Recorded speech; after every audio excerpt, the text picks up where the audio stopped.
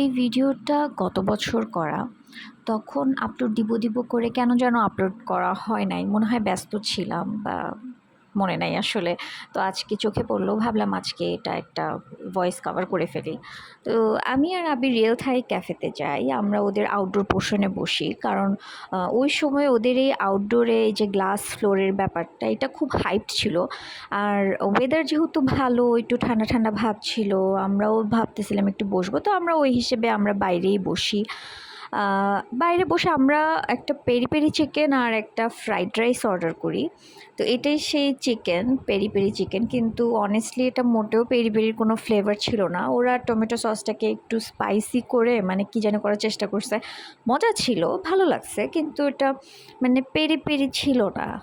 তো কিছু করার নাই, যাই হোক খেয়ে দিয়ে শেষ। এরপরে সন্ধ্যা হয়ে যায়। সন্ধ্যায় ভিউটা অনেক বেশি সুন্দর ছিল বিকজ অফ দ্য লাইটনিং। এখন আমি একটু নোটিস করতেছি ওদের না সব কিছু প্লাস্টিক প্ল্যান্ট ছিল। মানে আউটডোর পোর্শনে কিন্তু ওরা চাইলে কিছু রিয়েল প্ল্যান্টস রাখতে পারতো, কিন্তু মানে ওভারঅল সবই প্লাস্টিক আর আর্টিফিশিয়াল প্ল্যান্ট। তো যাই হোক, তখন খারাপ লাগতেছিল না আমাদেরও। ওই সময় আশেপাশে সব কিছু সারাউন্ডিং বেশ ভালোই মানে আমরা ফিল করতেছিলাম। তো এটা ওদের এই যে সিঁড়ির স্পেস, আমরা মনে হয় চলে যাচ্ছিলাম।